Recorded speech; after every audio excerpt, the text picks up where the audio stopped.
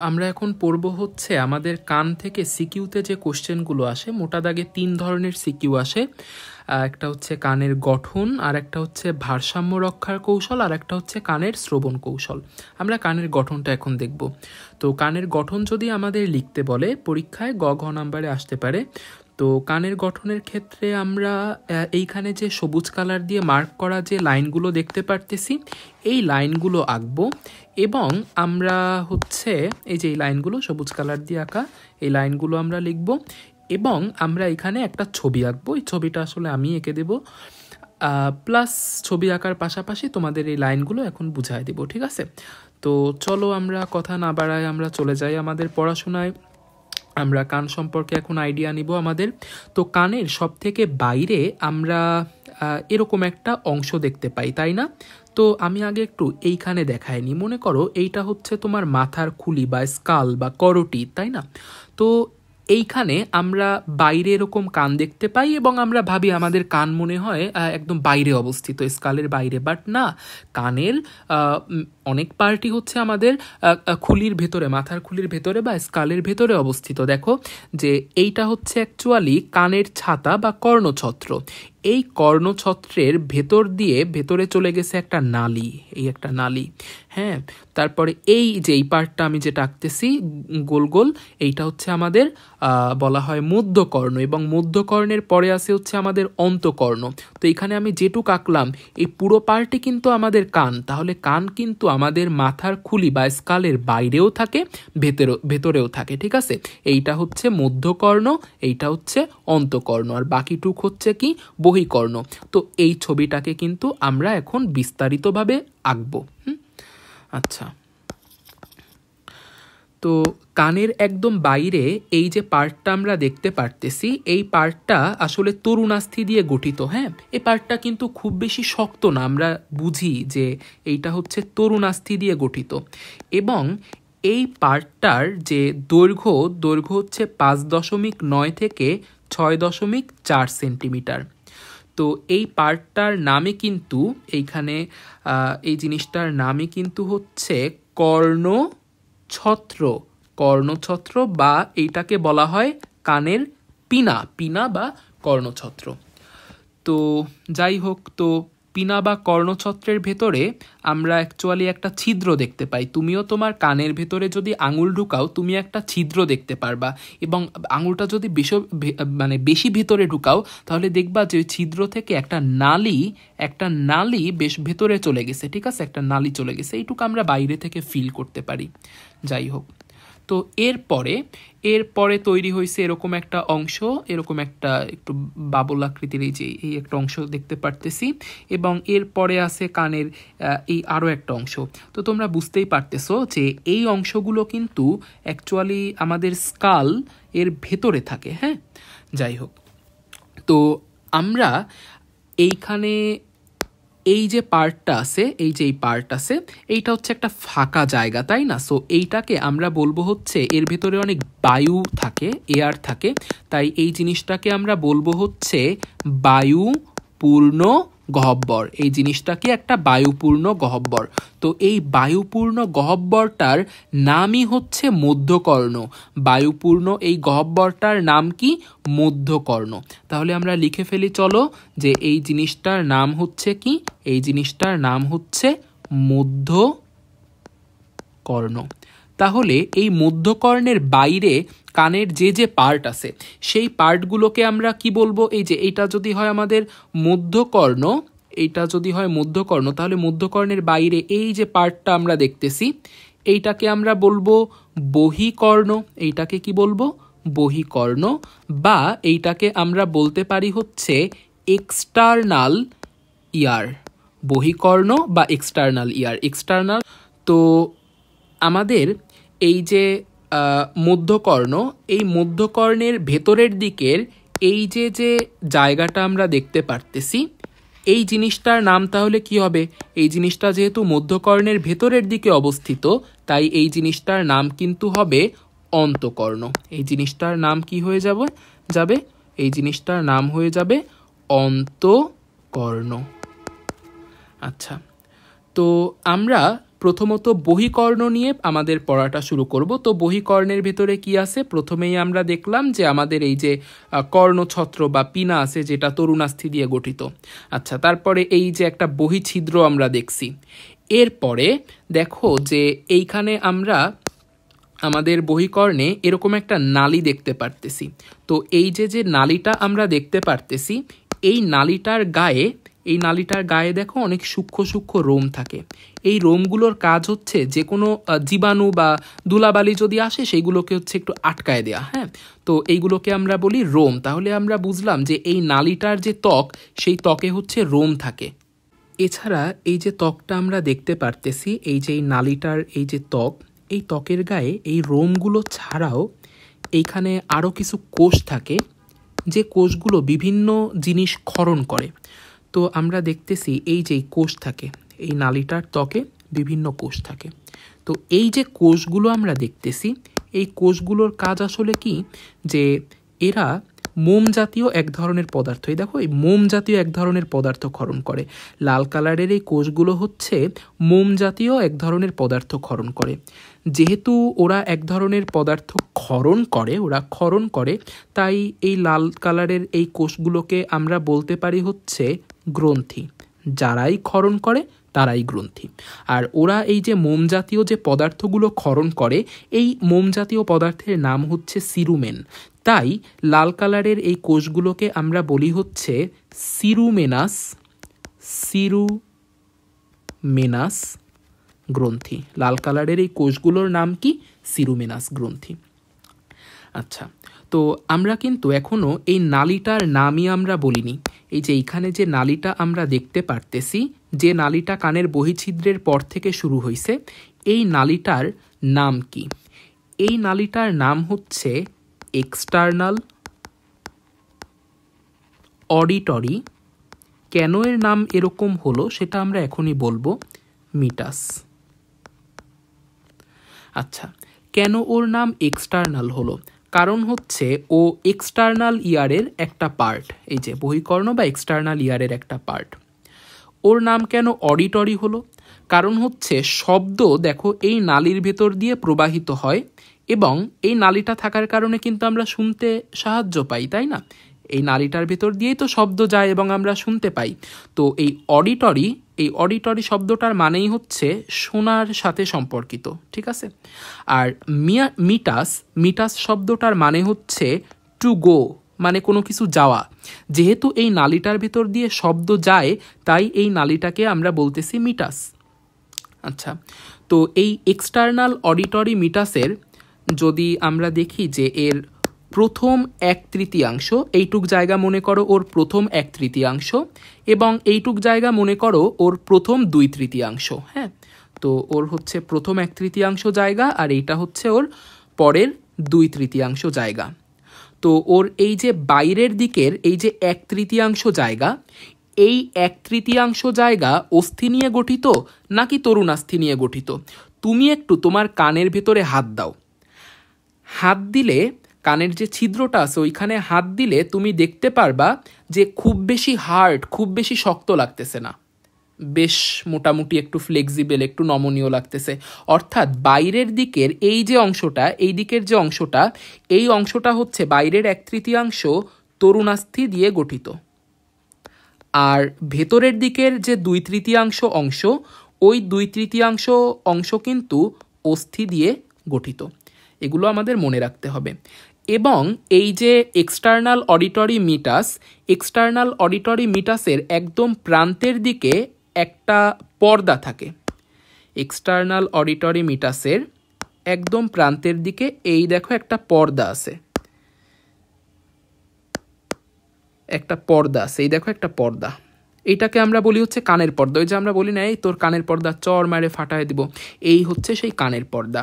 তো এই কানের পর্দাটাকে তুমি যদি একটু দেখো ভালো করে, তাহলে এই কানের পর্দার এই দিকের অংশটা হচ্ছে ওর বাইরের অংশ, আর এইটা হচ্ছে এই দিকের অংশ হচ্ছে ওর ভেতরের অংশ। তো ওর বাইরের অংশটা দেখো বেশ একটু গর্তের মতো, অর্থাৎ ওর বাইরের অংশটা হচ্ছে অবতল, আর ওর ভেতরের অংশটা তাহলে কি? উত্তল, এক অংশ অবতল হইলে আর এক অংশ উত্তল। তো এটাই হচ্ছে কথা।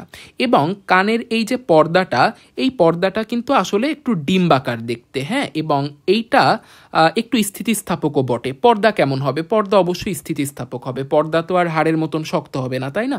তো এরকম কিছু কথা আমাদের পড়তে হবে। তো আমাদের এই এক্সটার্নাল ইয়ার বা বহিকর্ণের ভেতরে আসলে তিনটা পার্ট। একটা হচ্ছে এই যে তরুণাস্থি নিয়ে গঠিত পিনা বা কর্ণছত্র, একটা হচ্ছে এক্সটার্নাল অডিটরি মিটাস, এই নালীটা, এবং তারপরে আছে হচ্ছে আমাদের এই কানের পর্দা। তো কানের এই যে পর্দা, কানের পর্দার ভালো নাম কিন্তু টিম্পেনিক মেমব্রেন। কানের পর্দার নাম কি? কানের পর্দার নাম হচ্ছে টিম্প্যানিক মেমব্রেন। টিম্প্যানিক মেমব্রেন, এটা আমাদের জানতে হবে। আচ্ছা, এরপরে আমরা চলে আসি আমাদের মধ্যকর্ণের আলোচনায়। তো মধ্যকর্ণ কিন্তু একটা বায়ুপূর্ণ গহ্বর, ঠিক আছে? এই মধ্যকর্ণের ভেতরে অনেক বায়ু থাকে। আচ্ছা, মধ্যকর্ণের ভেতরে আর কি থাকে? আসল যেটা থাকে সেটা এখন আমরা বললাম না। মধ্যকর্ণের ভেতরে তিনটা ছোট ছোট হাড় থাকে। দেখো, আমি হাড়গুলো একটু আঁকার ট্রাই করতেছি। এই যে প্রথম যে হাড়টা আমি আঁকতেছি, প্রথম হাড়টা কিন্তু অনেকটা হাতুড়ির মতো দেখতে। প্রথম হাড়টা দেখো হ্যামার বা হাতুড়ির মতো দেখতে, এবং হাতুড়ির মতন দেখতে এই হাড়টা কিন্তু দেখো এই যে কানের যে পর্দা, সেই পর্দার সাথে যুক্ত আছে এই হাড়টা।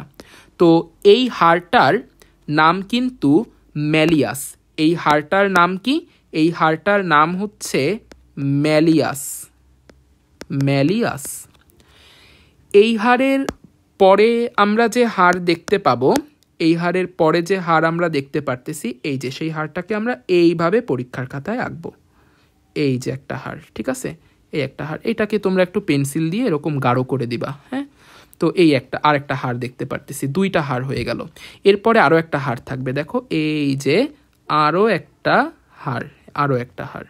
তাহলে টোটাল তিনটা হাড় আমরা দেখতে পারলাম। আমরা একে একে তিনটা হাড়েরই নাম লিখে ফেলবো। তো প্রথম যে হাড়টা, প্রথম হাড়টার নাম আমরা লিখে ফেলছি ম্যালিয়াস। পরের এই যে হাড়টা, এই যে হাড়টা, এইটার নাম হচ্ছে ইনকাস। পরের হাড়টার নাম কি? ইনকাস। এবং তারপরে লাস্টের যে হাড়টা আছে, এই যে এই হাড়টা, এটা কিন্তু মানবদেহের সব থেকে ছোট হাড় এইটা। তাহলে এইটার নাম হবে কিন্তু স্টেপিস। এই হাড়টার নাম কি? স্টেপিস। তাহলে আমরা তিনটা হাড়ের নাম পড়লাম। একটা হাড়ের নাম হচ্ছে ম্যালিয়াস, একটা হাড়ের নাম কি? ম্যালিয়াস মানে এম, আর একটা হাড়ের নাম হচ্ছে ইনকাস মানে আই, আর একটা হাড়ের নাম হচ্ছে স্টেপিস মানে এস। আমরা এভাবে মনে রাখতে পারি, MIS, মিস। তাহলে ম্যালিয়াস, ইনকাস এবং স্টেপিস।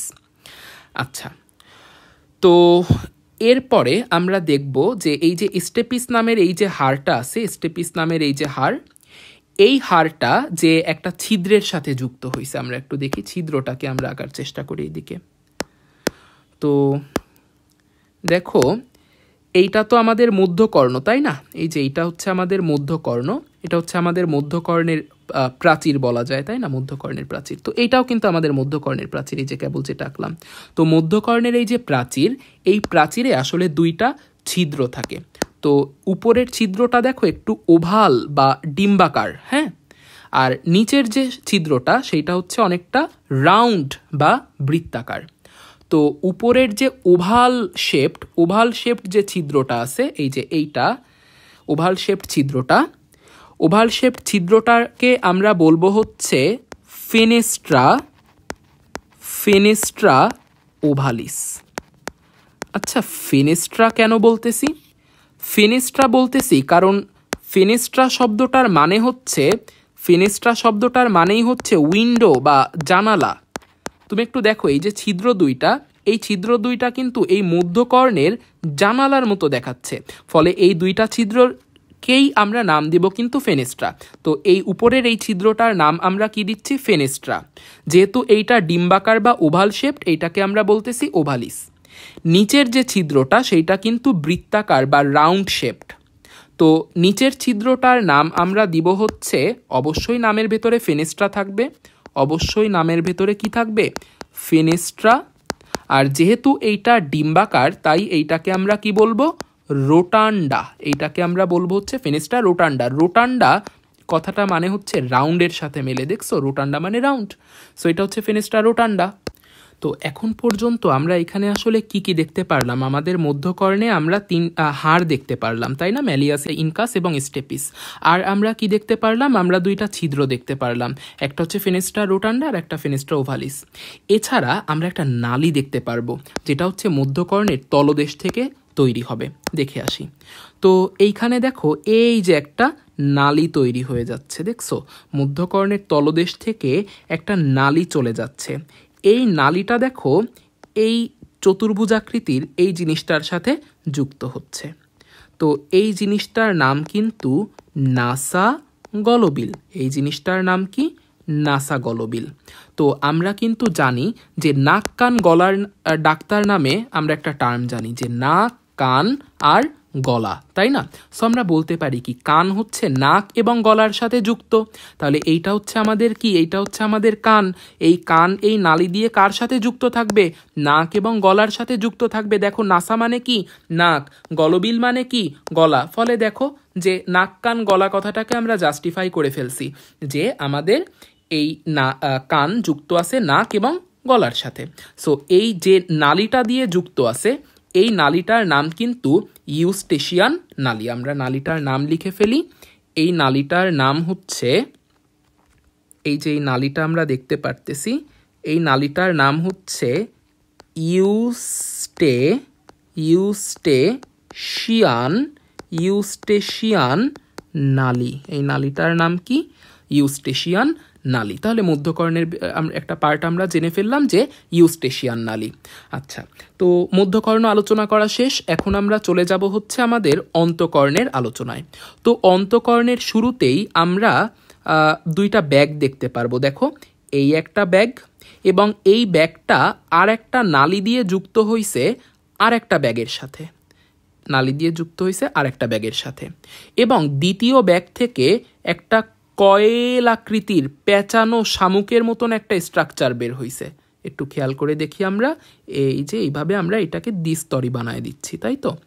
তো এইখানে এই যে নীল কালার দিয়ে আমরা এই যে জিনিসগুলো আঁকতেছি, এরা আসলে পর্দা বা মেমব্রেন। এরা আসলে কি? পর্দা বা মেমব্রেন। আচ্ছা, তো এইখানে আমি দুইটা ব্যাগ আঁকছি প্রথমে, এই যে এই একটা ব্যাগ এবং এই একটা ব্যাগ। তো আমাদের প্রথম যে ব্যাগটা আমরা আঁকছি, প্রথম ব্যাগটার নাম হচ্ছে ইউট্রিকুলাস। প্রথম ব্যাগটার নাম কি? ইউট্রিকুলাস শব্দটার মানে কিন্তু ব্যাগ। আবার আমরা এখানে দ্বিতীয় যে ব্যাগটা আঁকছি, দ্বিতীয় ব্যাগটার নাম কিন্তু স্যাকুলাস। দ্বিতীয় ব্যাগটার নাম কি? দ্বিতীয় ব্যাগটার নাম হচ্ছে স্যাকুলাস। এই যে এই ব্যাগটার নাম হচ্ছে কি?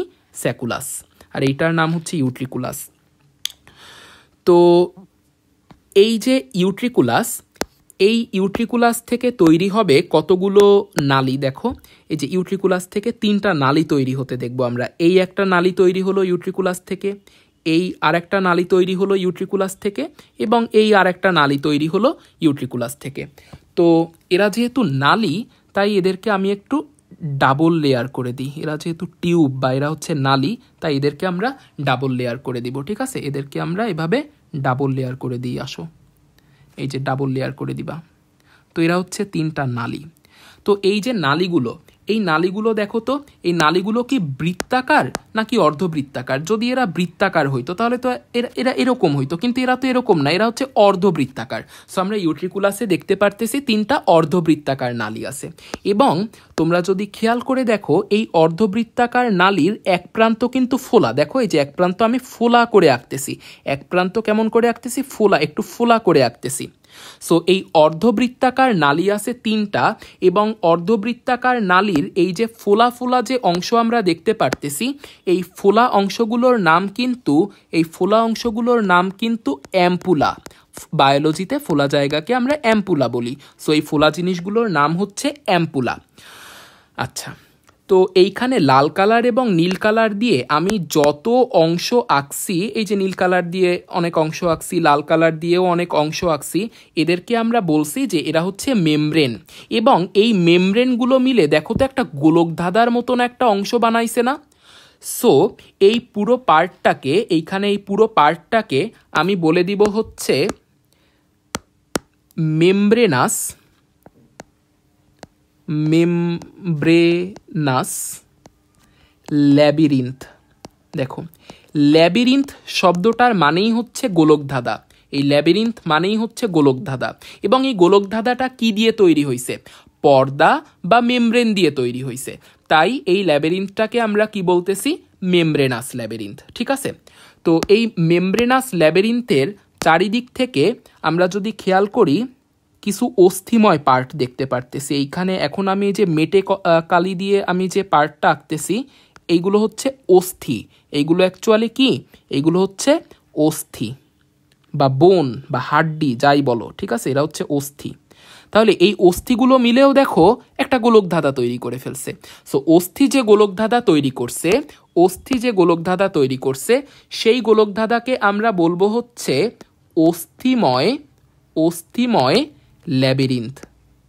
অস্থি যে গোলকধাঁধা তৈরি করছে, সেই গোলকধাঁধাকে আমরা বলবো হচ্ছে অস্থিময় ল্যাবিরিন্থ। তো আমরা যদি এই মেমব্রেনাস ল্যাবিরিন্থটা খেয়াল করি, দেখো এই একটা মেমব্রেন, এই আর একটা মেমব্রেন। তো এই দুই মেমব্রেনের মাঝখানে কিছু তরল পদার্থ থাকে, কিছু সাদা কালারের তরল পদার্থ থাকে। তো আমি এখন এই তরল পদার্থগুলোকে অ্যাকচুয়ালি, ধরো সাদা কালার তো এখানে ইউজ করা যাচ্ছে না, আমি হচ্ছে সবুজ কালার দিয়ে আঁকি। ঠিক আছে, বা এরকম একটা কালার দিয়ে আঁকি, এই যেই।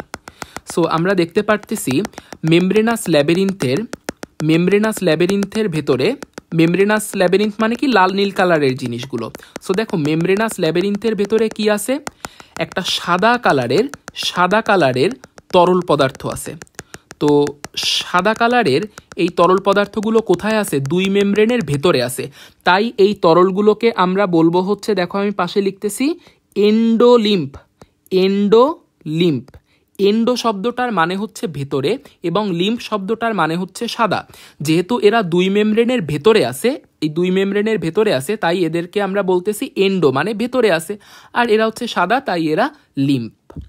আবার একটা জিনিস দেখো, যে এইটা হচ্ছে একটা মেমব্রেন, এই হচ্ছে একটা মেমব্রেন, আর এই হচ্ছে কি? অস্থি। তো এই মেমব্রেনাস ল্যাবিরিন্থ এবং অস্থিময় ল্যাবিরিন্থ, এই দুই ল্যাবিরিন্থের মাঝখানে আবার কিছু তরল পদার্থ থাকে। তো এই তরল পদার্থগুলোকে আসো আমরা এই কালার দিয়ে আঁকি। এই যে এই তরল পদার্থগুলোও কিন্তু অ্যাকচুয়ালি সাদা। ঠিক আছে, এই তরল পদার্থগুলো অ্যাকচুয়ালি সাদা। সো আমরা দেখতে পারতেছি যে মেমব্রেনের চারিদিকে একটা সাদা কালারের তরল পদার্থ আছে, মেমব্রেনের চারিদিকে। তো এই তরল পদার্থগুলোকে আমরা বলবো হচ্ছে পেরিলিম্ফ। লিম্ফ মানে হলো সাদা। যেহেতু এরা সাদা কালারের তরল, তাই আমরা এদেরকে বলতেছি লিম্ফ। আর যেহেতু এরা মেমব্রেনের চারিদিকে আছে, চারিদিকে মানে পেরি, সো আমরা এই তরলটাকে আমরা কি বলতেছি? এই তরলটাকে বলতেছি পেরিলিম্ফ। আচ্ছা, তো এইটাই হচ্ছে আমাদের কথা। আমি আশা করি তেমন কোনো পার্ট আমি মিস করি নাই। তো আমরা আসলে এখন টেক্সট দেখে ফেলি, বইতে কি কি লেখা আছে। হ্যাঁ, তো বইতে আসলে কি লেখা আছে? আমাদের সর্বপ্রথম বই থেকে এই চার্টটা পড়তে হবে, যে কানকে তিনটা ভাগে ভাগ করছে, বহিকর্ণ, মধ্যকর্ণ আর হচ্ছে কি? অন্তকর্ণ। তো এই বহিকর্ণের ভেতরে আবার তিনটা পার্ট আছে, আমরা একটু দেখে আসি। বহিকর্ণের ভেতরে তিনটা পার্ট কই? দেখো, এই যে এইটা হচ্ছে কি? পিনা, যেটা তরুণাস্থি দিয়ে গঠিত। তারপরে এই নালীটার নাম কি? এক্সটার্নাল অডিটরি মিটাস, বা এইটার নাম হচ্ছে কর্ণকুহর বলছে বইতে। হ্যাঁ, এবং তারপরে এই যে পর্দাটা, এইটাকে বলতেছে কর্ণপটহ, বা আমরা এটাকে বলছিলাম হচ্ছে টিম্প্যানিক মেমব্রেন। ঠিক আছে, তো এই কয়েকটা পার্ট হচ্ছে আমাদের বহিকর্ণের পার্ট। এরপরে মধ্যকর্ণের ভেতরে বলছে যে তিনটা অস্থি আছে, ম্যালিয়াস, ইনকাস, স্টেপিস, আর হচ্ছে একটা নালী আছে যেটার নাম হচ্ছে ইউস্টেশিয়ান নালী, আর বলছে দুইটা ছিদ্র আছে, একটার নাম ফেনেস্ট্রা ওভালিস আর একটার নাম ফেনেস্ট্রা রোটান্ডা। দেখো তো কথাগুলো মেলে কি না? এই যে আমাদের সেই ছক, এই যে বহিকর্ণের ভেতরে কি আছে? পিনা, কর্ণকুহর মানে এক্সটার্নাল অডিটরি মিটাস এবং কর্ণপটহ। মধ্যকর্ণের ভেতরে কি আছে? মধ্যকর্ণের ভেতরে আছে হচ্ছে কর্ণাস্থি। কর্ণাস্থি তিনটা, ম্যালিয়াস, ইনকাস, স্টেপিস। আমরা MIS মিস দিয়ে মনে রাখতে বলছিলাম। কর্ণাস্থির ভেতরে একটা নালী আছে আর দুইটা ছিদ্র আছে, একটার নাম ফেনেস্ট্রা ওভালিস আর একটার নাম ফেনেস্ট্রা রোটান্ডা। অন্তকর্ণের ভেতরে দুইটা ব্যাগ আছে বলছিলাম, একটা ব্যাগের নাম কি? ইউট্রিকুলাস, আর একটা ব্যাগের নাম কি? স্যাকুলাস। এই যে বলছিলাম, দেখো এই যে প্রথম ব্যাগটার নাম কি? ইউট্রিকুলাস, পরের ব্যাগটার নাম কি? স্যাকুলাস। ইউট্রিকুলাস এবং স্যাকুলাস। সো সব কথাই আমরা বলছি। এইবার এই প্রত্যেকটা অংশের ইন্ডিভিজুয়াল বর্ণনা বইতে বলা আছে। যেমন পিনার সম্পর্কে বা কর্ণছত্র সম্পর্কে বলা হয়েছে যে এইটা তরুণাস্থি দিয়ে গঠিত, এইটা হচ্ছে কানের বাইরের দিকে থাকে, এটা একটা লোমশ অংশ, এটার গড় দৈর্ঘ্য হচ্ছে 5.9 থেকে 6.4 সেন্টিমিটার। এই কথাগুলো কিন্তু আমাদের বলতে হবে। তো এরপরে অডিটরি মিটাসের ক্ষেত্রে বলছে যে এইটা বহিঃছিদ্র থেকে শুরু করে টিম্পেনিক পর্দা পর্যন্ত বিস্তৃত। কই আমরা দেখে আসি, এই যে এইটা হচ্ছে আমাদের এক্সটার্নাল অডিটরি মিটাস। হ্যাঁ, তো এইটাই যে কানের বহিঃছিদ্র থেকে শুরু হয়েছে এবং কোন পর্যন্ত বিস্তৃত, কানের পর্দা পর্যন্ত বিস্তৃত। তো এইটাই হচ্ছে বইতে বলা আছে যে কানের বহিঃছিদ্র থেকে বিস্তৃত হয়ে টিম্পেনিক পর্দা বা কর্ণপটহ পর্যন্ত বিস্তৃত। এর বাইরের 1/3 কিসে গঠিত, বলছিলাম না তরুণাস্থিতে গঠিত। ভেতরের 2/3 কিসে গঠিত, অস্থিতে গঠিত। এটা আমরা বলছিলাম। এর ত্বকে কি থাকে, রোম থাকে এবং সিরুমেনাস গ্রন্থি থাকে। এই সিরুমেনাস গ্রন্থি সিরুমেন ক্ষরণ করে। তো সিরুমেনটাকে কি ওরা রক্তের ভেতরে ক্ষরণ করে না? তো যেহেতু সিরুমেনটাকে ওরা রক্তের ভেতরে ক্ষরণ করে না, তাই সিরুমেনাস গ্রন্থিকে আমরা বলতেছি বহিঃক্ষরা গ্রন্থি। আচ্ছা, এরপরে টিম্পেনিক পর্দা কোথায় থাকে, এক্সটার্নাল অডিটরি মিটাসের শেষ প্রান্তে। কই আমরা দেখে আসি তো, এই যে এইটা ছিল আমাদের এক্সটার্নাল অডিটরি মিটাস, এইটার শেষ প্রান্তে আছে হচ্ছে আমাদের ডিম্বাকার কানের পর্দা। তো এইটাই কিন্তু বইতে বলা আছে যে অডিটরি মিটাসের শেষ প্রান্তে থাকে। আর একটা অবস্থান সম্পর্কে বলা হচ্ছে যে মধ্যকর্ণের মুখে থাকে। দেখো এই যে এইটা হচ্ছে মধ্যকর্ণ, এই মধ্যকর্ণের মুখে আছে হচ্ছে আমাদের কানের পর্দা, তাহলে মধ্যকর্ণের মুখে থাকে। হ্যাঁ, এবং এইটা হচ্ছে ডিম্বাকার, এইটা হচ্ছে স্থিতিস্থাপক। এইটার পুরুত্ব কত, এটার পুরুত্ব মাত্র 0.1 মিলিমিটার, অর্থাৎ এটা বেশ পাতলা। তো এর বাইরের দিক হচ্ছে অবতল আর ভেতরের দিক হচ্ছে উত্তল, এটা আমরা পড়ছি। এরপরে মধ্যকর্ণ সম্পর্কে আমাদের যেটা বলা হচ্ছে যে মধ্যকর্ণের আসলে নিচে বর্ণিত অংশগুলো পাওয়া যায়। কি কি অংশ পাওয়া যায় মধ্যকর্ণের ভেতরে? প্রথমে আমরা কি পড়ছিলাম, 3টা ছোট অস্থি পাওয়া যায়। অস্থির নাম কি, ম্যালিয়াস, তারপরে ইনকাস, তারপরে স্টেপিস, তাই তো? তো ম্যালিয়াসটাকে দেখতে কিসের মতো, দেখো তো ম্যালিয়াসটাকে দেখতে কিসের মতো, হাতুড়ির মতন। তারপরে আমরা চলে আসি ইনকাসে। ইনকাস দেখতে কিসের মতো, নেহাইয়ের মতো। স্টেপিস দেখতে কিসের মতো, ঘোড়ার জিনের পাদানির মতো। এরপরে দেখো স্টেপিস সম্পর্কে বলা হচ্ছে যে এইটা ফেনেস্ট্রা ওভালিসের সাথে যুক্ত থাকে। এই যে এইটা হচ্ছে আমার স্টেপিস কার সাথে যুক্ত আছে, দেখো তো ফেনেস্ট্রা ওভালিসের সাথে, অর্থাৎ উপরের ছিদ্রটার সাথে যুক্ত আছে। আচ্ছা, এরপরে ছিদ্র সম্পর্কে তো 2টা কথা বলা আছে। 2টা ছোট ছিদ্র থাকে, উপরের দিকে থাকে ফেনেস্ট্রা ওভালিস যেটা হচ্ছে ডিম্বাকার, আর নিচের দিকে কি থাকে, ফেনেস্ট্রা রোটান্ডা যেটা হচ্ছে গোলাকার। আচ্ছা, এরপরে অন্তকর্ণের ভেতরে আমরা পড়ছিলাম না যে 2 ধরনের ল্যাবিরিন্থ থাকে। দেখো তো অন্তকর্ণ সম্পর্কে বলা হচ্ছে যে অন্তকর্ণে 2 ধরনের ল্যাবিরিন্থ থাকে। এটা হচ্ছে মেমব্রেনাস ল্যাবিরিন্থ, নীল আর লাল কালারেরটা, আর বাইরের এই কালারেরটা হচ্ছে অস্থিময় ল্যাবিরিন্থ। আচ্ছা, তো মেমব্রেনাস ল্যাবিরিন্থ আর অস্থিময় ল্যাবিরিন্থের মাঝখানে কি থাকে, পেরিলিম্ফ। আর 2 মেমব্রেনের মাঝখানে বা মেমব্রেনাস ল্যাবিরিন্থের মাঝখানে কি থাকে, এন্ডোলিম্ফ। হ্যাঁ, এই কথাগুলোই কিন্তু বলা হয়েছে। তো এইখানে আসলে এই কথাগুলোই বলা হয়েছে। সো শেষ আমাদের।